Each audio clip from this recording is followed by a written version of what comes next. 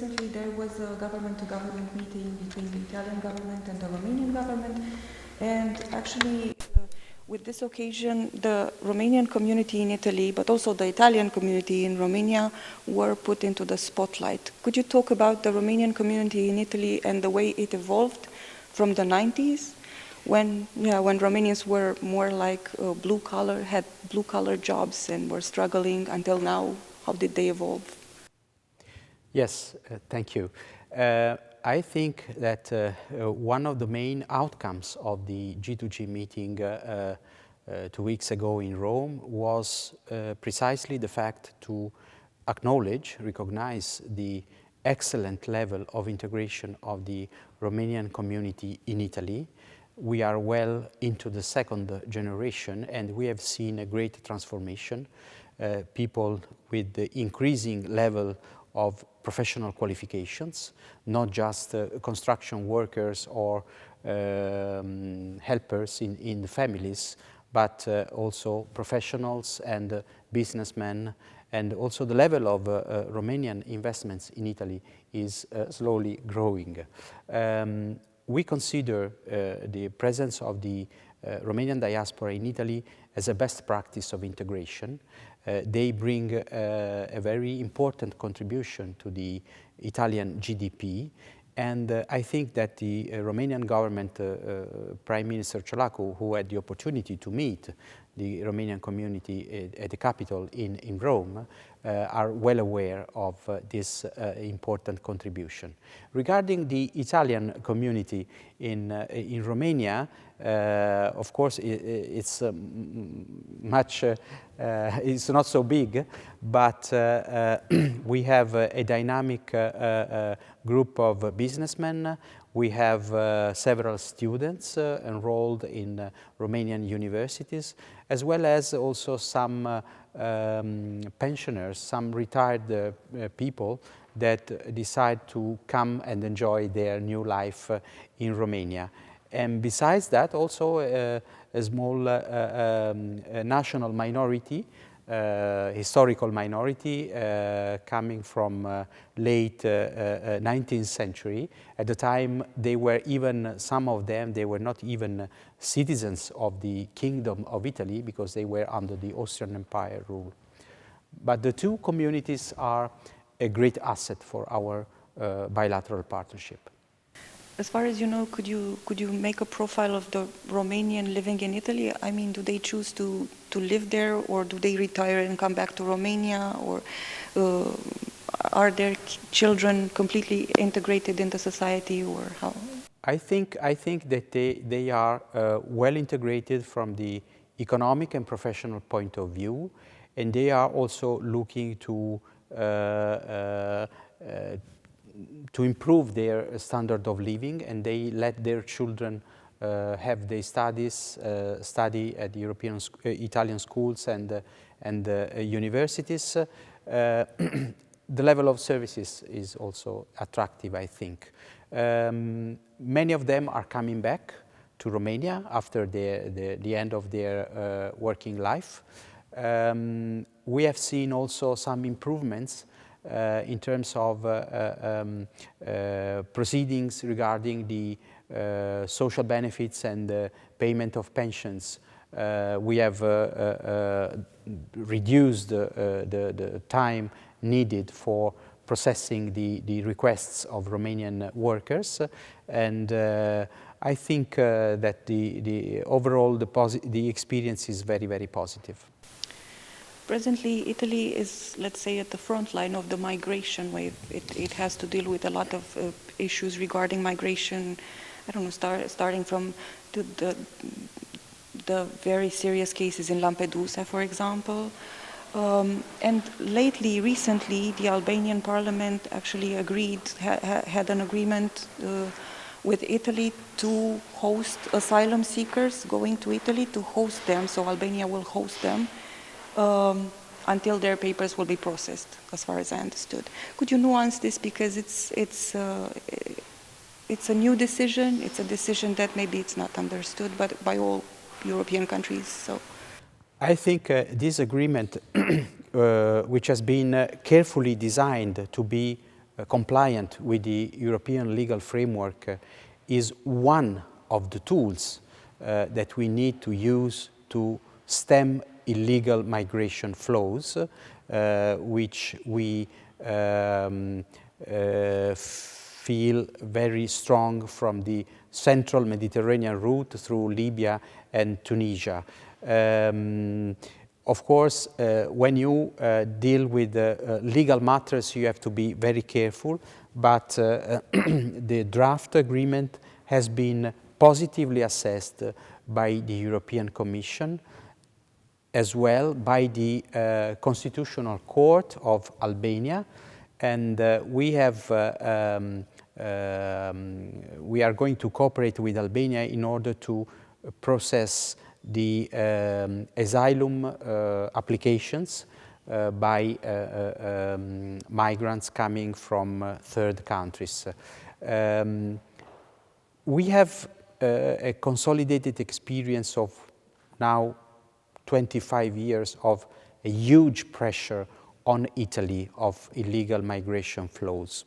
And I can say that we have understood how difficult is in Europe to have the relocation, the secondary relocation of migrants throughout other countries willing to host quotas of migrants.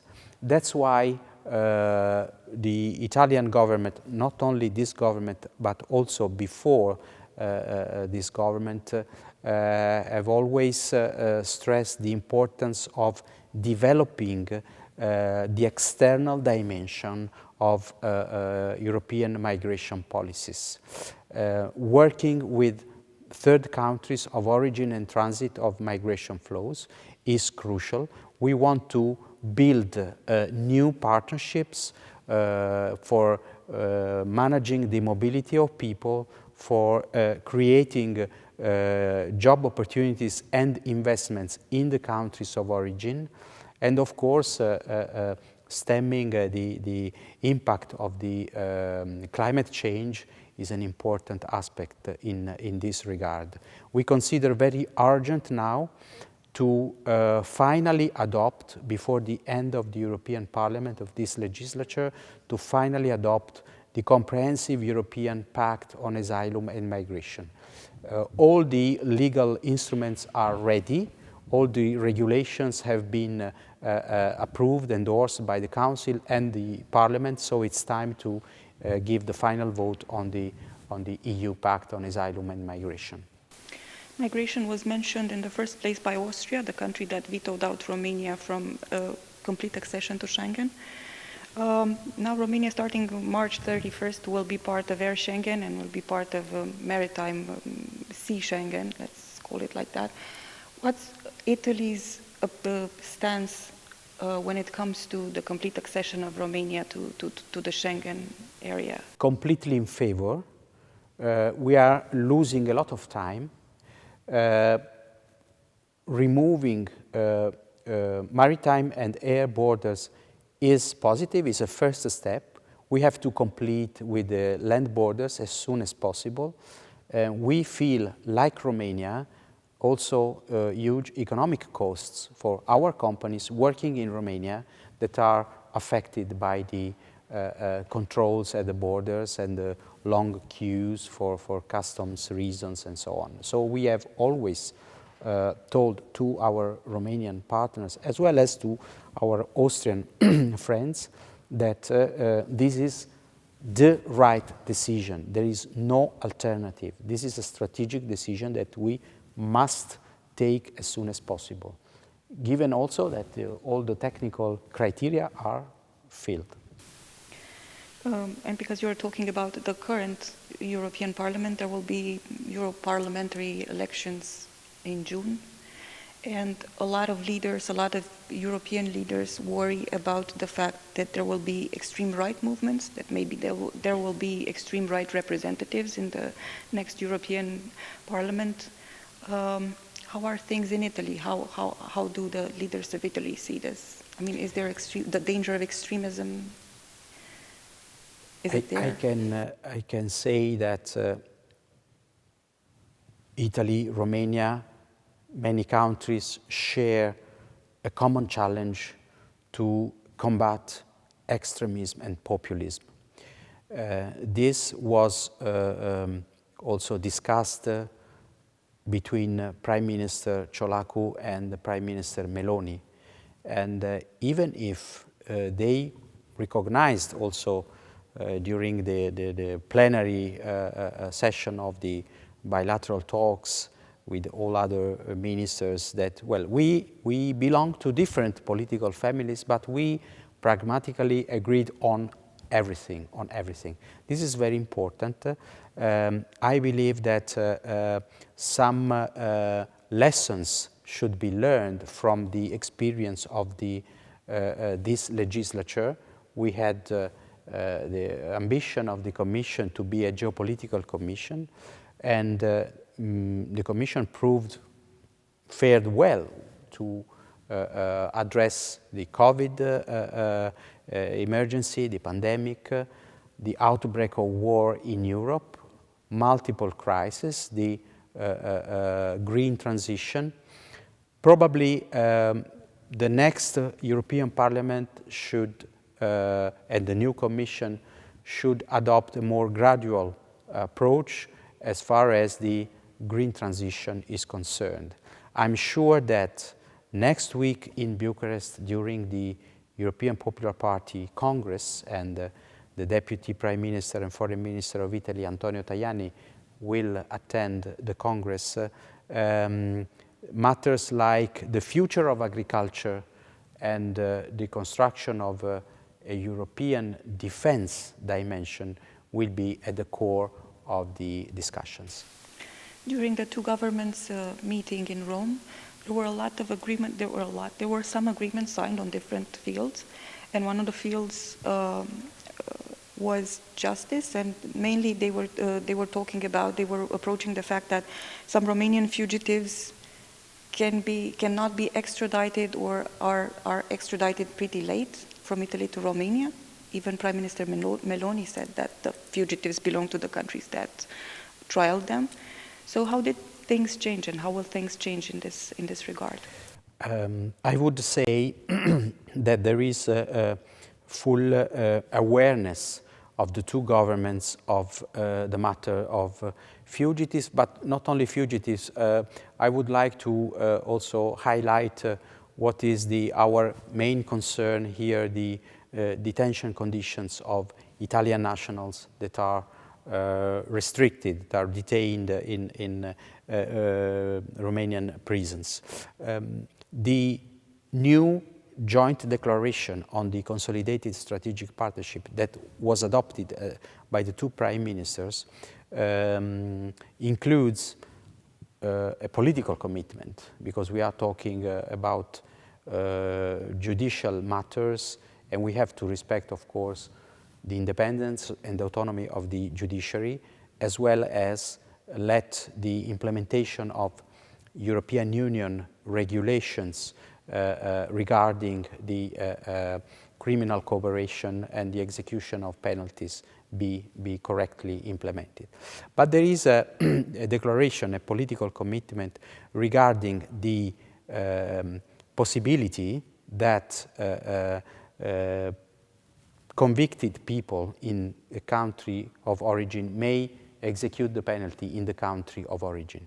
This means give back to Romania convicted persons that have been condemned by Romanian courts for economic financial crimes, for example, for corruption, and on the other hand, to let the Italian citizens, at the end also of the appeal process, to execute the penalty in Italy. The two governments cannot go beyond that, because we are talking about matters that are far away of the competence of the two executives. You were talking about the detention conditions for Italian nationals here in Romania. Could you elaborate, give more details? I mean, are they not standard conditions, and how do you approach this as? No, I'm not hinting, because all European countries are subject to the monitoring of the Council of Europe, of the Committee on the Prevention of Torture. This is the competent body. And we have been examined, and in the Italian prisons, not all the conditions are so adequate. But there are European standards, and we have to try to adhere to those standards. There has been a lot of attention in Italy regarding one specific case of an Italian lady detained in Hungary, and since we have some Italian citizens here, I raised the attention of the Romanian government at different levels on these cases, but we have a very good cooperation also on a personal basis with the Justice Minister, with the penitentiary where these young people are detained, which is Port Alba, and I visited them, and we are going to follow closely their proceeding. Next week there will be the appeal starting at the Costanza Tribunal. There was also there were agreements also signed by the two governments when it comes to defense. Can you give more details, because now all the European Union is trying to increase the defense industry? I mean, how will Italy get involved into the Romanian defense industry, because mainly that's what Romania wants? In the field of defense, we have seen a growing increase of the level of confidence, of cooperation as far as defense policies are concerned. There is a very good exchange, staff talks between the two armies and also between the navy of the two countries. This also goes with the common exchange of practices between the air forces, given the participation of Italy to the air policing NATO mission here in Romania. We see a great potential also in terms of improving exchanges in the field of training, military training, as well as the industrial cooperation, since Romania is in the process of moving from old Soviet time platforms, moving towards more performing platforms in terms of products, services, regarding all domains. We are active in different fields, in the field of land vehicles, we have invested in Romania, in the field of naval assets, drones, also satellite capabilities. We can offer a wide range of products and services, allowing also a significant impact of technological transfer and job opportunities, qualified jobs in Romania. When it comes to this defense, when it comes to the defense industry and the cooperation, are you thinking more about, the Italian government is thinking more about the G2G framework, or is thinking about the tender framework, which is very time consuming? That's I would say defense as well as energy are very complex areas, sectors. G2G may be one good channel, especially since usually companies working in the defense sector are controlled by the state or are state-owned companies. Or, this is the case of Italy. Our two main players, Leonardo, Finmeccanica, former Finmeccanica, and Fincantieri, are controlled by the treasury through the golden share. So there could be also business, direct business between private companies we encourage this kind of agreements as well. Russia's war against Ukraine actually brought up the question of the Black Sea, and actually the allies are looking more closely into the Black Sea, and it's becoming a strategic area.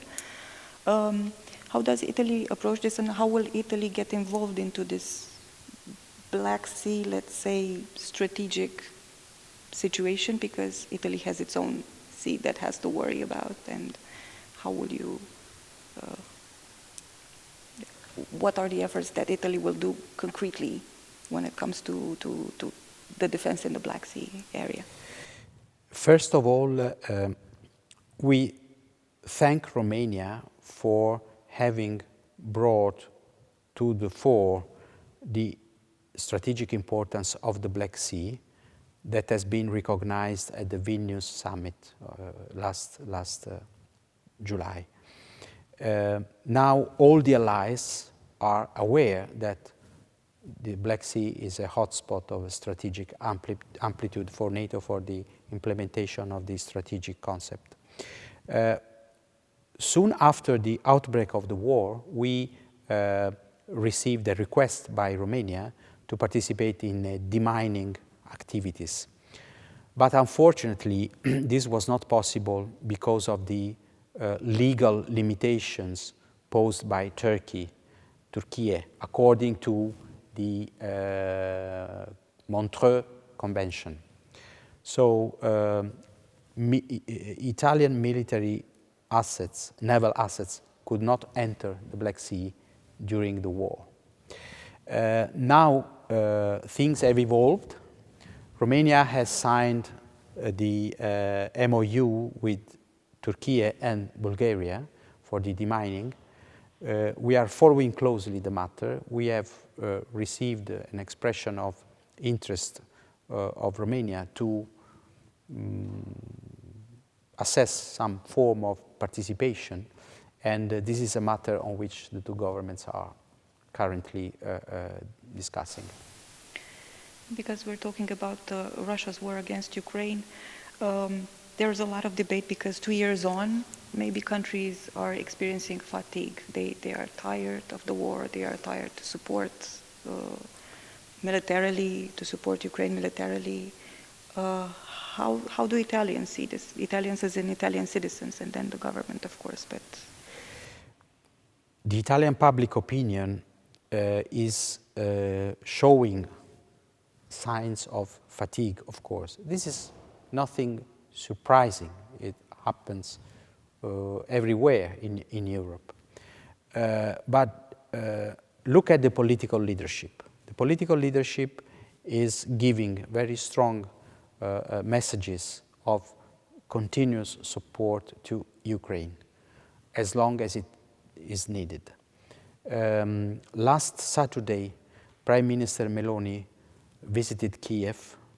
We signed our bilateral security protocol for a 10-year span to improve the security and defense cooperation with Ukraine.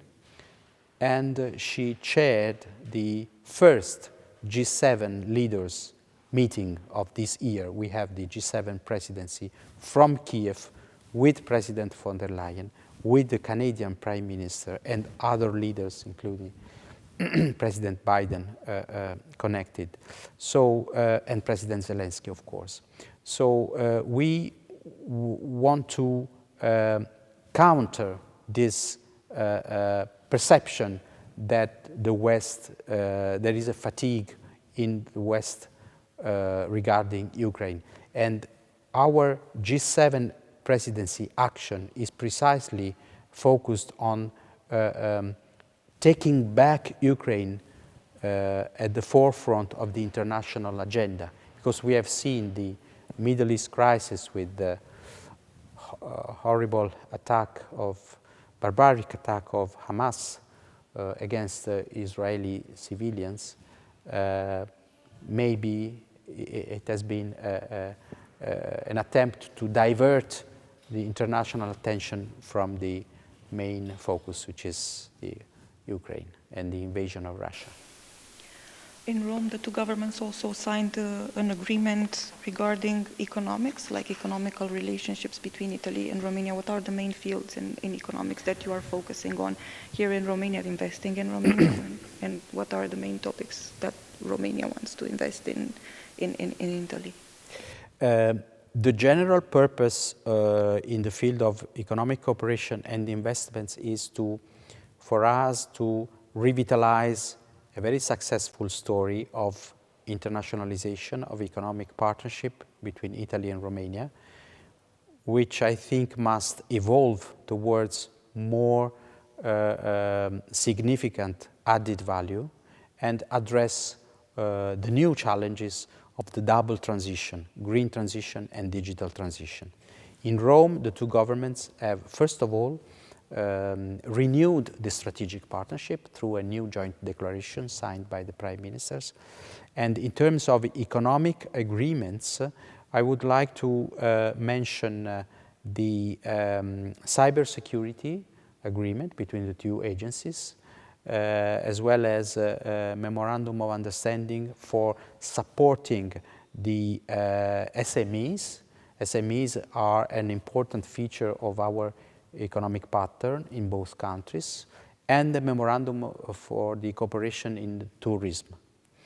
On top of that, there has been also the signature of memorandum of understanding between SACE, the Italian export credit governmental agency, Ansaldo and Nuclear Electrica, to provide a robust contribution to the financing line of the overall Cernavoda project. That means the revamping of Unit 1 and the construction of 3 and 4.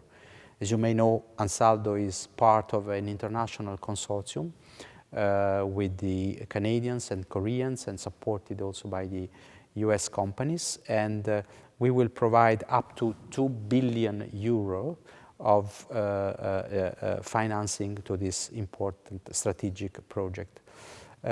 I think there is a great potential for also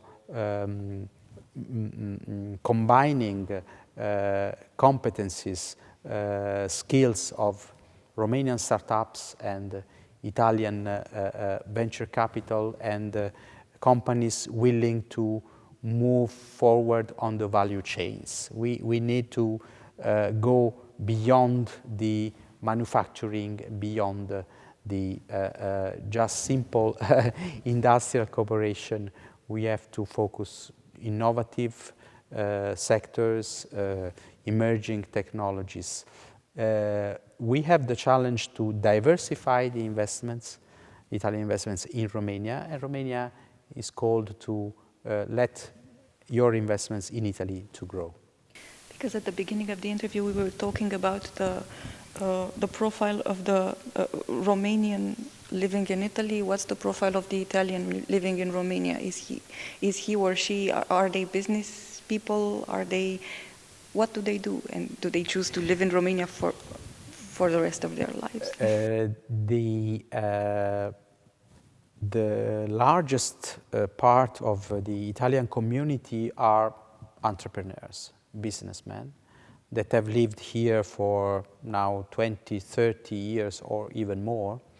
There is an important commuting of businessmen from Italy to Romania, back and forth from northeastern part of Italy especially.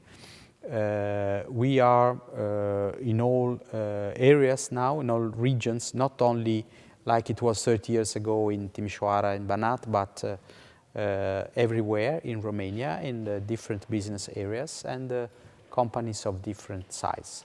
So we have also now big investments on strategic projects. I would like to particularly mention Brăila Bridge, which despite some narratives of some countries has seen the majority of the stake was of the consortium was of an Italian global player. We built with 60% of the amount of the contract. So Italian companies have brought the largest contribution to the construction of this of the Brela Bridge, which is an extraordinary hub and platform for the reconstruction of Ukraine and for the also support to Moldova towards on its path towards European Union. And the last question will be on a lighter note, let's say, because Italy is the place that everybody dreams to visit. So it's the holiday dream. Where do Italians go on vacation, aside from Italy? Where do you go on vacation? Because, yeah. We are attracted. I think there is a commonality, a common feature between Italians and Romanians. We are attracted also by far-reaching destinations, exotic places like Maldives or this. Not everybody can afford, of course, but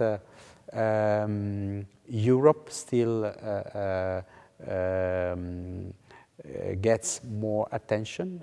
European capitals, Paris, Madrid, London, the United States.